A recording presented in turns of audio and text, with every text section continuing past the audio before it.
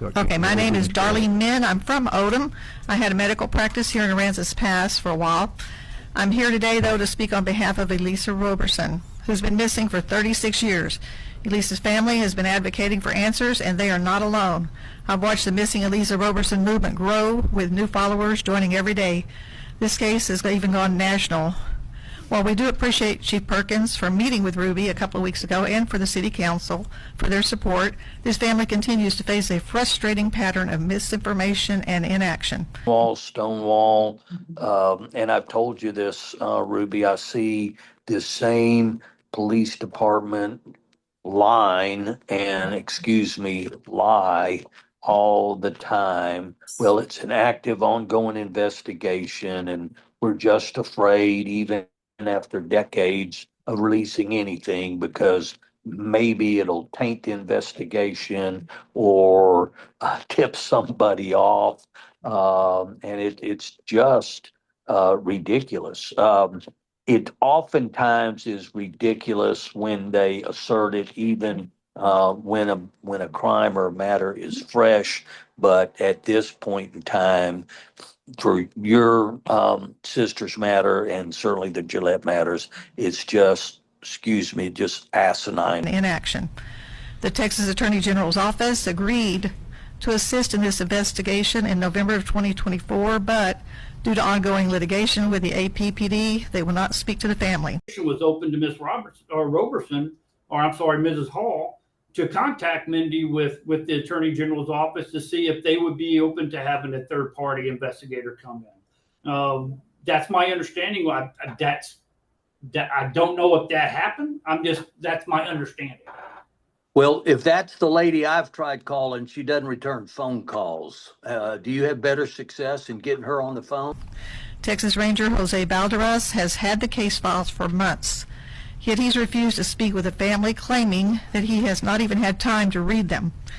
How can a proper investigation be conducted if agencies tasked with finding justice refuse to communicate with the very people who know the case best? The family has been given conflicting information for years.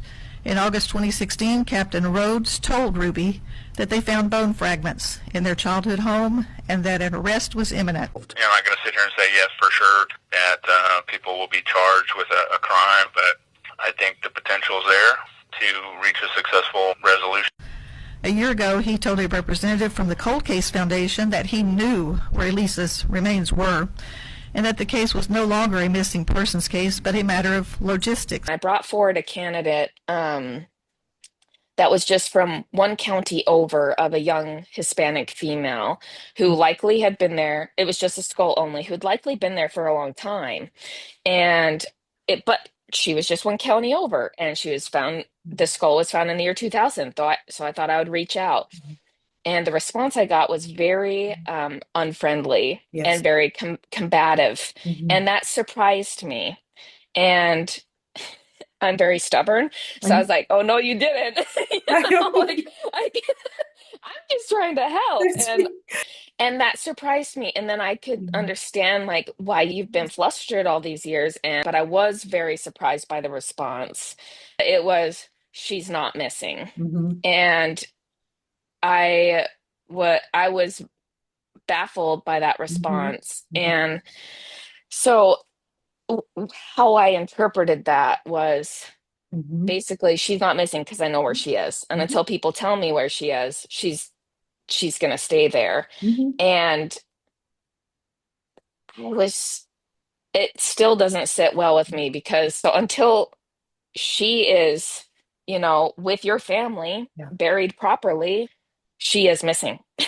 And so that was, I took that pretty personally. He has stated publicly that they are close to a resolution. Captain Rhodes wasn't ready to release those findings to us, but believes he is close to finding out the truth. I'm pretty confident that we're going to reach a successful conclusion to it. In June 2024, Chief Blanchard emailed the family suggesting evidence and suspicion of family involvement. He told the family they could not retrieve the remains, due to the lack of funding. He claimed to trust Captain Rhodes completely, Yet Captain Rose was reprimanded in August 2016 by Chief Blanchard himself for substandard work.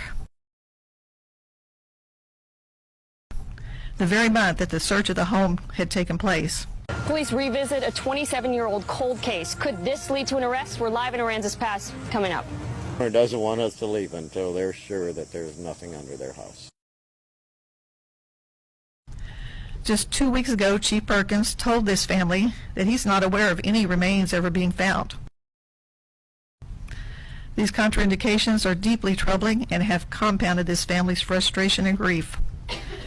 The pattern of misinformation extends to the public. Multiple individuals have even called throughout the years with information, only to be dismissed and told that the case is already solved and their information is not needed. Like a little kid being chastised of, she's not missing. And I'm like, yeah, she is.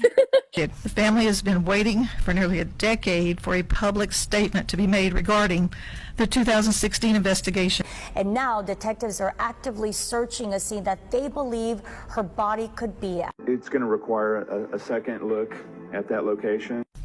Chief Perkins was given a letter from the family investigator that contains important information of his conclusion of what he believes happened to Elisa based on his investigation. But it's been 2 weeks and not one call has been made to the investigator or to the family.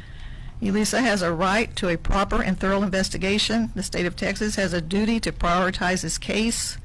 Her rights have been neglected for far too long. Aransas Pass, it's time to do the right thing. Address this situation directly. First, make an official public statement, and second, give this family the case files. They have the resources and a fierce dedication to see this through. They have endured enough. It's time for this family to have the truth. Thank you. Thank you, ma'am. Thank you.